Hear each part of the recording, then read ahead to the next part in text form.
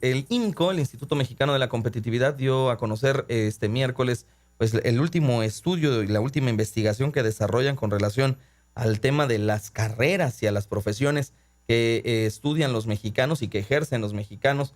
Y bueno, por supuesto, yo le agradezco a la investigadora de este Instituto Mexicano de Competitividad, Alexandra Zapata Hogel, por tomarnos el teléfono. Alexandra, ¿cómo te va?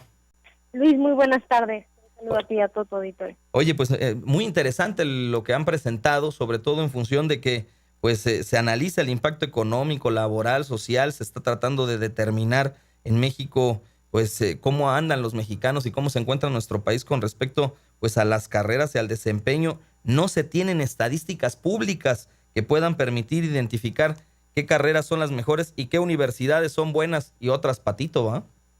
Exactamente. Hoy estamos presentando una actualización de esta herramienta, Compara Carreras, que agrupa los datos que sí tenemos.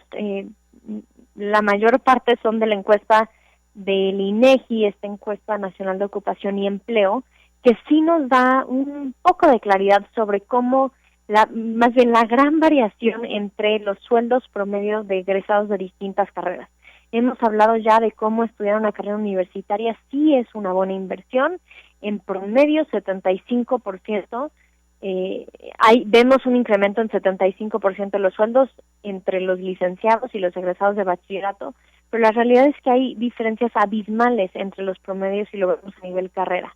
Tenemos carreras como física, en donde los ingresos promedios son 24,000 pesos mensuales, y filosofía y letras, que solo muestra un incremento de 24% sobre la línea base de sueldo de bachillerato con 7,600 pesos en promedio. Entonces, sí es importante que los jóvenes tomen en consideración estos datos Sí. al momento de tomar una decisión de qué estudiar. También hay factores como la informalidad y el desempleo que agrupamos en esta plataforma para darle a los chavos una claridad de qué esperar al terminar esta carrera. Y la idea no es que si alguien tiene una pasión por una carrera, por supuesto que queremos que lo estudien, y sin duda si es su pasión, seguramente lo harán muy bien. Pero hay muchos otros jóvenes que están tomando la decisión de qué estudiar en base a lo que conocen, lo que estudian sus papás, sus amigos, y eso ha hecho que el 50% de los profesionistas en nuestro país sean egresados de solo 9 carreras, cuando el mercado laboral tiene una demanda de mucha más diversidad. Y ¿Cuáles son las carreras más cursadas, Alexandra, a nivel estas, nacional? mira, las carreras en donde vemos esta agrupación del 50% de los profesionistas se centran en administración y gestión de empresas, contabilidad, derecho, formación docente, medicina, psicología, tecnologías de la información, ingeniería industrial y enfermería. Sí. Y eso lo vemos a raíz también de la oferta educativa. Nosotros clasificamos psicología como una de las inversiones más inseguras, Sí. precisamente por sus datos de su tasa de informalidad y el sueldo muy bajo, Sí. pero es una de las a la par es una de las carreras con más oferta educativa. Mientras un alumno puede estudiar física en 38 diferentes planteles en nuestro país, Sí. puede un alumno estudiar psicología en más de 1,000. Uf. Entonces, lo que necesitamos es avanzar en alinear la oferta educativa, los planes de estudio que ofrecen las universidades, a las carreras que son más rentables no solo para el alumno, sino para el país también. Y hablabas de la falta de datos que tenemos sobre el desempeño de escuelas y la calidad educativa, y eso es un importante problema en nuestro país. No hay, a diferencia de países como Estados Unidos, incluso Colombia, no tenemos estadísticas de seguimiento de egresados. En Estados Unidos tú sabes cuál es el sueldo promedio de un egresado de cada universidad, cuánto tiempo en promedio les toma encontrar un empleo, en qué sectores están trabajando, y en México no tenemos nada de eso. Necesitamos generar encuestas de egresados y que estos datos se publiquen de manera obligatoria y anual, y eso también nos va a ayudar a atender el problema que mencionabas de las escuelas de baja calidad, estas llamadas escuelas patito, porque hoy es muy difícil que un joven sepa qué universidad tiene una mejor calidad educativa más allá de la percepción generalizada. No tenemos datos duros para comprobar qué escuelas son mejor y tienen tasas de mucha mejor empleabilidad entre sus egresados que otras.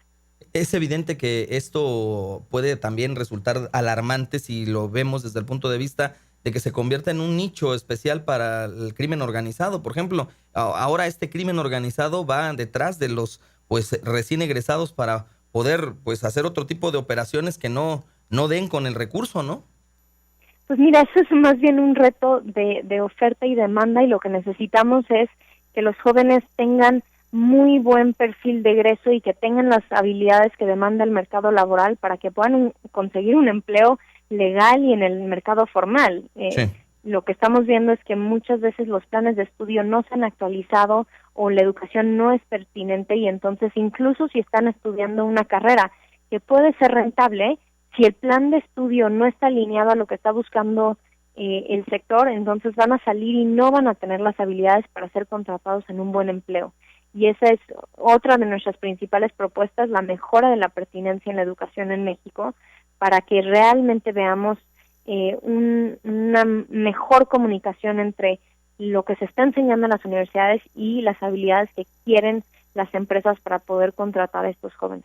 Estamos platicando con la investigadora del Instituto Mexicano de Competitividad, Alexandra Zapata Hogel. Oye, Alexandra, ¿existe en esto de elegir y estudiar una carrera una especie como de costumbrismo familiar? ¿Y cuál es?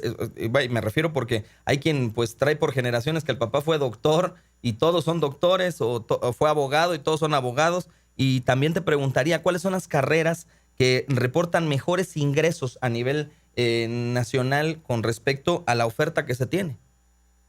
Sin duda, los jóvenes están tomando decisiones basados en las carreras que conocen y no tanto en las carreras más rentables. Y eso ha hecho que exista poca diversidad de profesionistas en México, mucha concentración en estas 9 carreras que ya mencionábamos.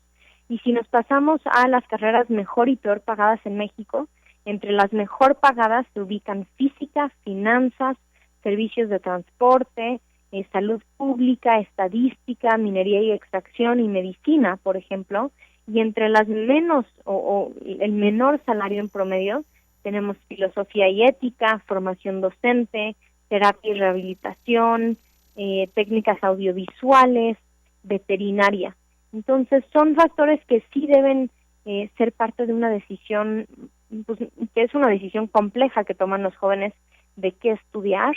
Y la idea o el objetivo de nuestra plataforma es precisamente poderles acercar estos datos a los jóvenes que están aspirando a cursar una carrera universitaria y que están apostando recursos y tiempo con el objetivo de tener un mejor futuro. Por último, preguntarte, ¿cómo anda el sistema de educación superior en nuestro país? Es decir, comparativamente hablando y con el acceso a la información que ustedes tienen, ¿han podido determinar qué es mejor, estudiar en una escuela pública o privada? Te lo pregunto así. Y en estas últimas, ¿cuáles, me refiero a las privadas, cuáles pueden ser más fraudulentas o patito, llamémosle así? ¿Hay también algún tipo de escala? ¿Se pueden identificar? Pues mira, el problema es justamente la falta de datos. Necesitamos tener estadísticas de egresados para poder determinar qué escuelas son mejores o peores y poder diferenciar entre una escuela con una alta calidad educativa y una escuela patito. Entonces, ahí hay una opacidad que tenemos que atacar o más bien avanzar en una agenda de transparencia para el sector de educación superior. Y ese es uno de los grandes retos que enfrentamos. Hablamos mucho de la opacidad en el sector educativo y aquí lo estamos viendo de manera muy clara, tanto en escuelas públicas como privadas. Y en el tema de los costos también falta transparencia. Fue complicado para nosotros hacer el levantamiento de datos de los costos de una carrera universitaria. Tuvimos que hacer llamadas a muchas universidades para poder generar esos datos. Y lo que sí podemos decir es que hay diferencias muy importantes de costos, evidentemente, y que los jóvenes también deberían de tomar eso en consideración. Hemos visto un incremento en colegiaturas muy importante, muy por encima de la tasa de inflación, y para que esos costos se justifiquen, tienen que estas universidades demostrar que sus jóvenes están teniendo un mucho mayor rendimiento en el mercado laboral. Y si eso no se puede demostrar, entonces no sea una buena inversión estudiar ciertas carreras en una universidad privada. Pues yo te agradezco como siempre la disposición para platicar con el auditorio en el estado de Veracruz, a la investigadora del Instituto Mexicano de Competitividad, el INCO, Alexandra Zapata Hogel, y seguimos en contacto si nos lo permites. Por supuesto. Muchas gracias. Hasta luego. Gracias, que estés muy bien.